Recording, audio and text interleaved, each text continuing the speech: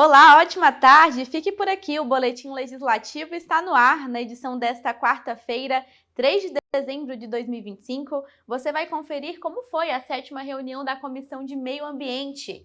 Tem mais notícia da Câmara. Projeto aprovado busca promover treinamento de servidores públicos para atendimento às pessoas com deficiência.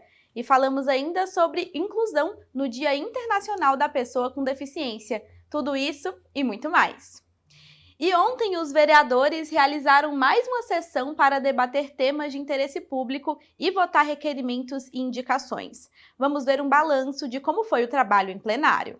Entre os documentos apreciados pelos vereadores durante a 68ª sessão do ano, estavam cerca de 140 indicações com pedidos diversos. A maior parte voltada para serviços de manutenção pública na cidade, como a pintura da UPA em Eugênio de Melo, reparos em uma praça e playground na região sul, limpeza urbana, implantação de redutores de velocidade e fiscalização de descarte irregular. Quanto aos requerimentos, estavam solicitações de informações nas áreas de segurança pública, causa animal e saúde, além de cobranças sobre a falta de água em alguns bairros e maior agilidade na marcação de consultas e exames. Durante o pinga-fogo, momento em que os parlamentares debatem assuntos partidários e de interesse público na tribuna, os principais temas abordados foram fiscalização, esporte e inclusão. O primeiro orador, o vereador Renato Santiago, lamentou casos de violência no futebol amador de São José. Uma das situações aconteceu em um jogo das equipes do Sub-15. O parlamentar defendeu que o esporte é uma ferramenta de educação e cidadania e não pode ser usado para atitudes violentas. Renato alegou que vai levar o caso ao Tribunal da Justiça Desportiva. Também na tribuna, o vereador Rafael Pascucci utilizou o período do pinga-fogo para enaltecer a conquista de uma jovem bailarina de São José, selecionada para a Escola de Balé Bolshoi, em Santa Catarina. Segundo Pascucci, a bailarina joseense participou de uma seletiva com mais de 3.000 candidatas. Uma moção de aplauso foi proposta pelo parlamentar, que citou a história de superação da jovem ao vencer um problema de artrite na infância. Outra parlamentar, a vereadora Juliana Fraga, fez cobranças de reformas em quadras e campos públicos de São José. Ela também criticou posições políticas que envolvem a dificuldade de apoio ou investimentos para causas de vereadores que se colocam como oposição na base do governo. No tema da inclusão, o vereador Sena pediu suporte dos vereadores para aprovar um projeto de própria autoria que pretende criar em São José um centro especializado para o tratamento de autistas. Segundo o parlamentar, ele tem recebido denúncias no gabinete sobre a falta de atendimentos para famílias com TEA e dificuldade de acesso ao transporte adaptado. As sessões da Câmara são realizadas todas as terças e quintas, com transmissão ao vivo a partir das 4 horas da tarde. Você pode acompanhar os trabalhos em plenário na íntegra no nosso canal do YouTube. E os parlamentares, membros da Comissão de Meio Ambiente, realizaram a 7ª reunião do ano. Vamos ver os assuntos debatidos no encontro. A 7ª reunião ordinária da Comissão de Meio Ambiente recebeu, a convite da vereadora Amélia Naomi, uma protetora de animais da cidade. Ela trouxe ao conhecimento dos parlamentares Tomás Henrique, Carlos Abranches e da própria Amélia Naomi uma denúncia de suposto caso de maus tratos a animais do CCZ. O assunto está dentro da responsabilidade da Comissão de Saúde, mas os vereadores da Comissão de Meio Ambiente se comprometeram a levar para os vereadores responsáveis. O meio ambiente, eu acredito que o meio ambiente é uma comissão correlata à questão do bem-estar animal, da fauna. A gente não se furtou a discutir, só que eu trouxe a sugestão que a vereadora e a convidada levassem também esse problema, essa denúncia à Comissão de Saúde, que teria mais instrumentos regimentais, por conta da nossa lei orgânica, para fazer a fiscalização. O vereador Carlos Abranches também relatou que agendou uma visita a uma estação de tratamento da Sabesp no ano que vem e convidou os outros membros da comissão para a atividade. Inclusive, a próxima reunião da comissão deve ser realizada nesse dia. Primeiro, conhecer em loco, eu acho muito importante isso, para que a gente possa conhecer como está sendo feito o procedimento, quais são os impactos no bairro, tanto do tratamento do esgoto, né, que está sendo recolhido pela Sabesp, quanto do fornecimento de água. Afinal, a gente tem uma série de reclamações da pressão da água, da cristalização da água. Tudo isso a gente precisa garantir que realmente aconteça da melhor maneira possível, e eu acredito que essa visita presencial é importante para que a gente possa avançar esse processo de fiscalização e garantir que o serviço público esteja sendo bem prestado para a população. Outro assunto debatido foi sobre um projeto de lei encaminhado pelo Executivo que dispõe sobre a autorização para alteração topográfica em alguns terrenos do município. Os vereadores vão encaminhar um ofício à Prefeitura com questionamentos sobre a proposta. Esse projeto passa pela Comissão de Meio Ambiente, sendo ou não, tendo relação ou não com a cava de areia, precisa ser analisado pela nossa comissão, que inclusive dará parecer a esse projeto. Então, como o texto do projeto gerou dúvidas, a gente decidiu por encaminhar perguntas, né, pedir esclarecimentos ao secretário, à direção, né, aos profissionais envolvidos no projeto enviado para casa, para que, dirimindo essas dúvidas, a gente possa dar o nosso parecer com tranquilidade, votar com tranquilidade e poder esclarecer a população do que de fato trata o projeto e como ele impactará a vida das pessoas em nossa cidade. Ao fim da reunião, o presidente da Comissão de Meio Ambiente, o vereador Tomás Henrique, fez um balanço sobre os trabalhos realizados ao longo do ano. Ele avaliou a atuação da comissão como positiva e disse que a expectativa para 2026 é que as ações tenham continuidade. A gente quer uma arborização, uma política de arborização mais ampla, a gente quer uma política de corte, de supressão ou de poda mais criteriosa, e tudo isso tem sido discutido nesse primeiro ano. Tenho certeza que nos próximos anos, no próximo ano, aliás, a gente tem 2 anos de mandato aí como comissão, a gente vai continuar insistindo nesses pontos e alertando a sociedade para que, claro, a gente, enquanto representante, está aqui cumprindo a nossa função.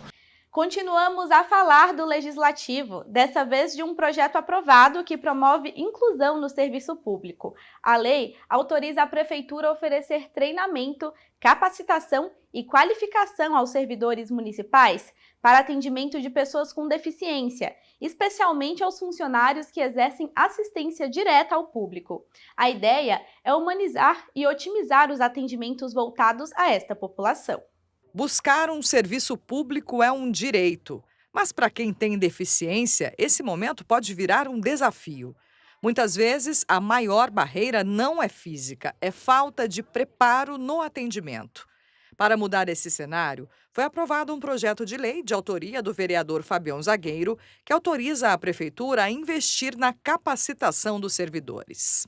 Eu acho de extrema importância ter uma lei municipal para regular cada vez mais os interesses dos deficientes, das pessoas com deficiência, no âmbito municipal, né? Aqui a gente entende como um direito com status constitucional, posto que existe uma lei federal, que é o Estatuto da Pessoa com Deficiência, que é decorrente de uma convenção internacional da ONU sobre direitos da pessoa com deficiência, e nesse patamar a gente estabelece e percebe que esses direitos eles têm que ser respeitados sob pena de infringência de um direito que tem status de direito constitucional. O projeto prevê treinamento com temas essenciais: abordagem adequada, combate a mitos e preconceitos e uso de instrumentos de comunicação como Libras e Braille.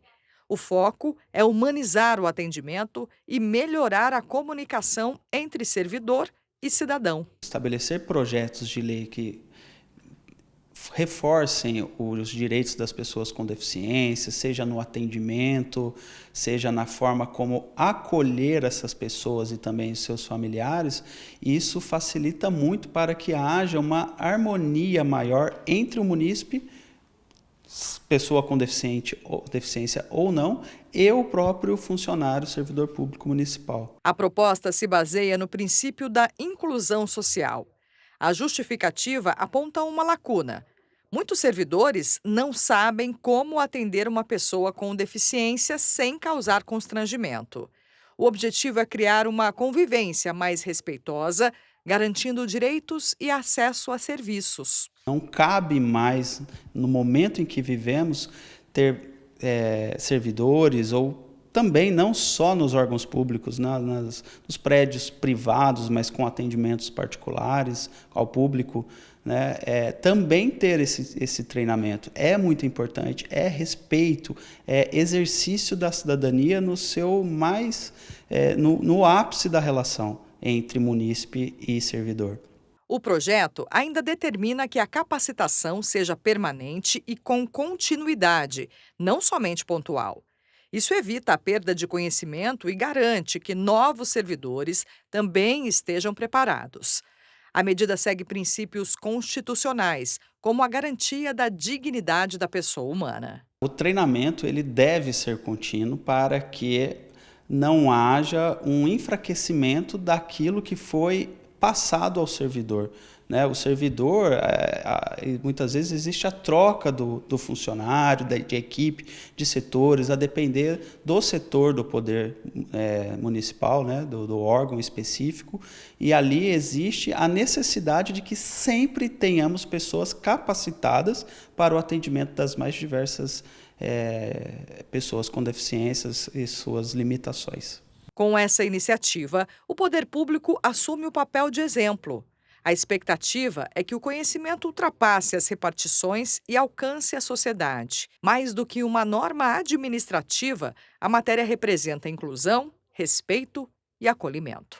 A gente tem que entender que é direito e obrigação de todos colaborarem para uma sociedade mais justa, igual e não só no âmbito social, de todas as formas, né? E cabe ao poder público o exemplo disso. Primeiro, o poder público dá esse exemplo, mas também não deixar com que as pessoas fiquem de braços cruzados. Então, as organizações sociais, privadas, elas também têm essa obrigação, esse dever de cuidar, nesse caso especificamente, das pessoas com deficiência de maneira justa, também adequando aí aos princípios de cidadania, cuidado, né, e zelo por essas pessoas que necessitam de um olhar social de todos.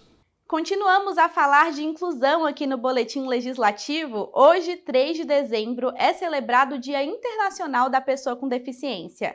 A data reforça a importância da inclusão, acessibilidade, autonomia e respeito aos direitos desse público. Levantamento do IBGE aponta que o Brasil tem mais de 14 milhões de pessoas com deficiência, o que representa 7,3% da população com 2 anos ou mais. Por isso, pensar em políticas públicas que garantam dignidade para PCDs é fundamental. O Luiz nasceu com paraplegia. Por causa da falta de uma vértebra na coluna, ele convive com as consequências da deficiência em todas as atividades do dia. A Jéssica cresceu com deficiência visual. Ela tem baixa visão e enxerga cerca de 10%.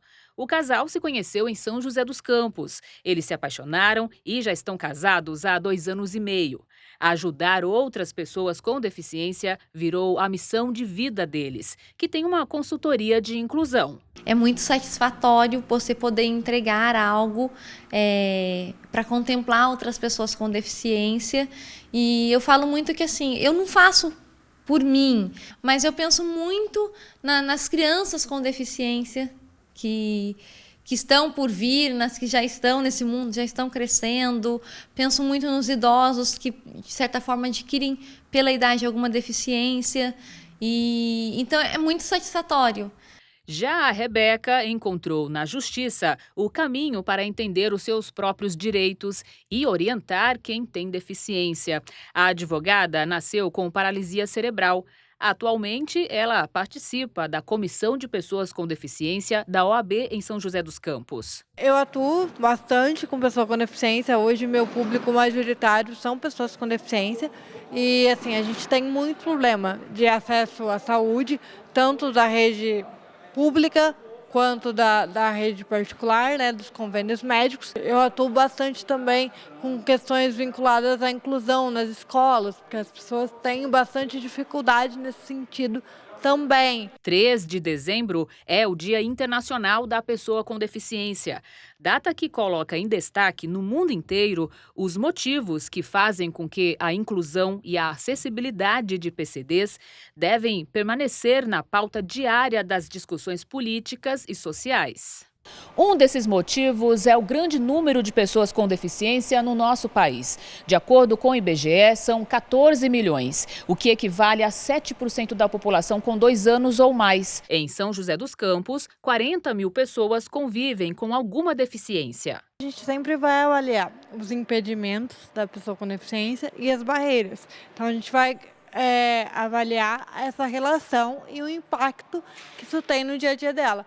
Os impedimentos podem ser de ordem física, psíquica, mental, intelectual, ou as barreiras, que entre elas que estão lá na Lei Brasileira de Inclusão, tem a barreira arquitetônica, a barreira urbanística, de comunicação. Você sabia que o conceito de deficiência é bem abrangente? Se a doença ou o transtorno causa dificuldades permanentes, a pessoa é considerada PCD e pode contar com a lei específica. Tem que considerar sempre qual a duração daquele impacto, né? A gente considera que com mais de 2 anos pode ser que aquele impacto seja considerado deficiência. Por quê? Porque, por exemplo, um problema de coluna, dependendo do impacto que traz para o dia a dia daquela pessoa, é considerado pessoa com deficiência. Uma pessoa com câncer, por exemplo, que usa uma bolsa de ossomia, pode ser considerada pessoa com deficiência, dependendo do impacto e da duração. Lembrando que tem que ser com mais de 2 anos. Sobre a identificação pessoal, está em tramitação na Câmara de São José o projeto de lei que propõe a criação da Carteira de Identidade da Pessoa com Deficiência. Segundo o PL, o documento poderá simplificar o processo de comprovação, ser aceito em serviços públicos municipais e facilitar a concessão de benefícios. Temos vários projetos aqui na Câmara Municipal de diversos parlamentares para a gente proporcionar serviços públicos com mais qualidade a essas pessoas que tanto precisam da atenção do Executivo Municipal e da Câmara Municipal aqui de São José dos Campos. Na Câmara, há diversas leis aprovadas em prol das pessoas com deficiência, como a que instituiu a Política Municipal de Inclusão de PCDs. Os vereadores também aprovaram a lei que instituiu o Programa de Incentivo ao Uso de Musicoterapia, como tratamento complementar de pessoas com deficiência, síndrome e transtorno do espectro autista. Atualmente, a acessibilidade vem sendo o foco dos debates no plenário. A acessibilidade é um dos pontos mais importantes que a gente debate aqui nas comissões na Câmara Municipal, acesso aos nossos equipamentos públicos aqui em São José dos Campos, com relação às nossas vias, calçadas, praças, dar dignidade, acessibilidade a essas pessoas que tanto precisam. Tem uma frase que é muito interessante dos PCDs, que é nada sobre nós sem nós. Então, não adianta a gente querer inventar algo, propor algo, se não tiver a escuta deles. Quais os problemas que eles vivem, que eles passam, as dificuldades que eles têm no dia a dia, que a gente não tem nem noção de como que é. Então, a escuta ativa, sempre o mandato aberto e a participação das frentes, né? No município, pessoas com deficiência podem acessar serviços públicos como o Centro de Referência ao PCD, Integra, o programa Acesso Já, com transportes adaptados, e a Central de Libras para atendimento a deficientes auditivos. Sobre o 3 de dezembro, o Luiz diz que, mais do que comemoração, a data merece reflexão. Para a gente entender o quanto a acessibilidade muda a vida das pessoas e o quanto ela falta também na vida das pessoas com deficiência. Nesse ano, entre 2025 e 2026, a Lei Brasileira de Inclusão da Pessoa com Deficiência está fazendo 10 anos. Então, é um marco também de uma legislação que veio para modificar a sociedade em termos estruturais. Mas a gente precisa analisar o que foi feito nesses 10 anos também, porque a gente sabe bem que não basta ter uma lei. É preciso que essa lei seja colocada em execução, que ela seja fiscalizada, que ela seja cumprida, né? Agora o assunto é emprego. Confira as vagas disponíveis no Pátio de São José nesta quarta-feira. São várias oportunidades na nossa agenda de serviço. O PAT, Posto de Atendimento ao Trabalhador de São José dos Campos, tem oportunidade de emprego para ajudante de embalador, ajudante de obras, atendente balconista, atendente de lanchonete, atendente de mesa, auxiliar administrativo, auxiliar de cozinha, auxiliar de limpeza, balconista de açougue, corretor de imóveis, cozinheiro geral, eletricista de instalações, empregado doméstico nos serviços gerais, encarregado de obras, funileiro de automóveis, garçom, massoterapeuta, mecânico de automóvel, operador de caixa, operador de empilhadeira, operador de teleatendimento ativo, pedreiro, projetista de imóveis, recepcionista atendente, servente de obras, supervisor de conservação de obras, técnico em nutrição, telhador, vendedor de consórcio e vendedor interno. Ainda há vaga para pessoas com deficiência no cargo de operador de teleatendimento ativo. Para se candidatar, é fácil. É só comparecer ao PAT levando RG, CPF, carteira de trabalho e o cartão cidadão. O PAT fica na Praça Afonso Pena, número 175, no centro. E tem outras oportunidades na área de tecnologia. O Instituto Alfa Lumen está com inscrições abertas para o programa Alfa EdTech 2025. Criado para atender pessoas de baixa renda, a iniciativa oferece curso na área de TI, com bolsa auxílio e 100% online. Para a gente entender como funciona e quem pode participar, o repórter Paulo Ricardo traz mais informações para a gente. Boa tarde, Paulo, tudo bem? Me conta mais. Olá, Júlio, uma boa tarde para você, boa tarde a todos que acompanham o Boletim Legislativo. Isso mesmo, o Alfa Lumen está com 105 vagas abertas para o curso gratuito de formação intensiva em programação e tecnologia. Essa já é a 7ª edição do programa e quem vai trazer mais informações para a gente é o professor José, ele que é o coordenador geral do Instituto. Bom, professor, para explicar um pouco sobre a importância, desse curso, essa área de TI hoje em dia ela é muito importante, é um mercado muito ativo? Não, com certeza, Então, são muitas oportunidades para quem programa, para essas áreas de TI. Então, a gente entende que consiga contribuir muito, O curso é um curso todo voltado para jovens. Então, só para começar a falar de 14 anos ou mais, então está aberto a todas as pessoas que gostem de desafios, que queiram aprender a programar. Então é uma área super com muito espaço no mercado e que a gente vai trazer o curso para poder ajudá-los na profissão. Perfeito. E qual que é a importância desse curso, Ainda mais de forma gratuita, um mercado com alta taxa de empregabilidade, isso daí é importante também? Com certeza, Então o mercado está muito aberto, então a gente tem criado, com isso a gente cria muitas oportunidades. O curso é destinado a pessoas, a ajudar pessoas com altas habilidades em vulnerabilidade social. Então é um processo que ele vai ter que passar, são várias avaliações, então é um processo, é legal que vai ter, o curso é fantástico, tá? Eu posso detalhar um pouco mais de hard skills, soft skills, mas a pessoa vai ter que manter assim todo um cuidado, uma concentração para poder passar. Então ele vai ter ser avaliado em todos os âmbitos. Então prova de conhecimento sobre matemática, que é lógico matemática, vai ter um desafio para ele resolver ali, vai ter entrevista, vai ter dinâmica socioemocional e a necessidade de confirmação depois do socioeconômico, mas vale a pena. É um curso que em um ano curto transforma todas as relações e te dá muita oportunidade. Vai até o dia 8 de dezembro, não perder essa oportunidade, é só acessar o site da gente, tá bom? www.alfalumen.org.br, lá tem os links também, tá? Não perder a oportunidade. Sem dúvidas nenhuma. E falando, depois que passa por todo esse processo seletivo rigoroso também, como que é a estruturação do curso, né? O tempo de duração, a dedicação que a pessoa precisa ter para poder conseguir se formar? Legal, ó.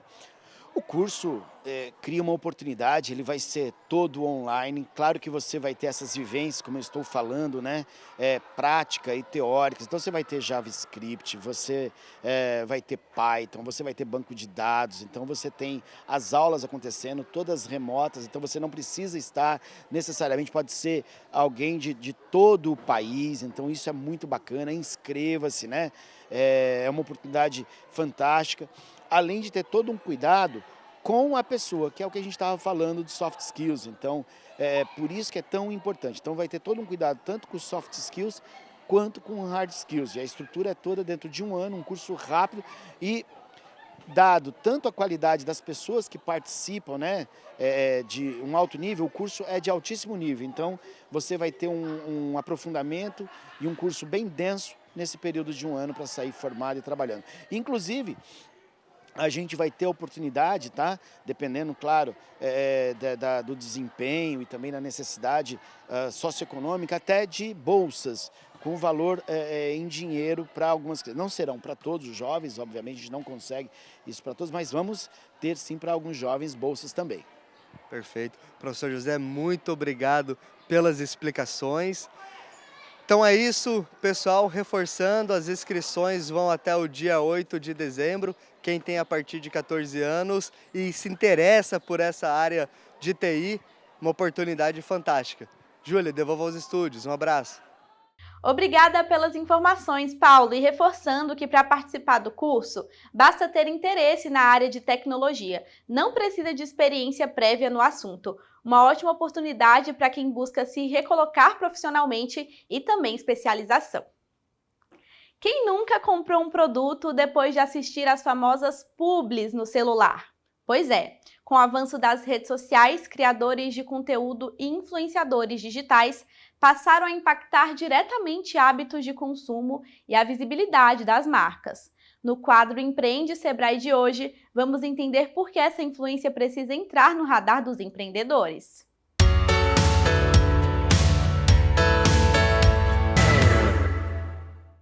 Olá, meu nome é Paulo Sereda, gerente regional do Sebrae para a região de São José dos Campos. Nós vivemos um fenômeno incrível, interessante nesses dias.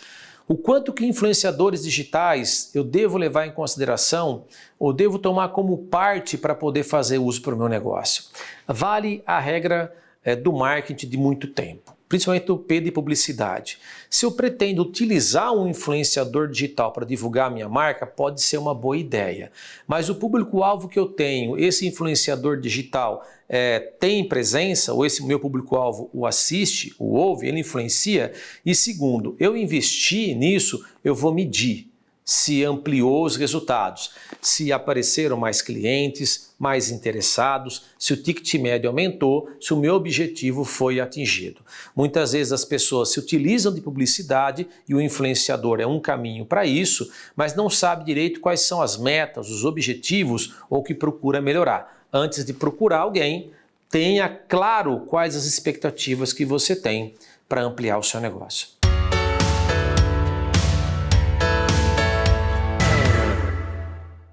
Agora é hora da previsão do tempo. Confira como fica o clima nesse meio de semana. A tarde de hoje, quarta-feira, será de pancadas de chuva e com temperaturas mais amenas. A máxima de 25 durante o dia e a mínima de 19 graus durante a noite. Já amanhã, na quinta-feira, o tempo será de sol. Pancadas de chuva durante a tarde e com muitas nuvens à noite, com máxima de 25 e mínima de 17 graus. Fim de mais um Boletim Legislativo. Obrigada pela sua audiência. Amanhã estou de volta. Caso queira rever alguma reportagem do programa de hoje, é só acessar o canal do YouTube da TV Câmara. Até mais, um abraço!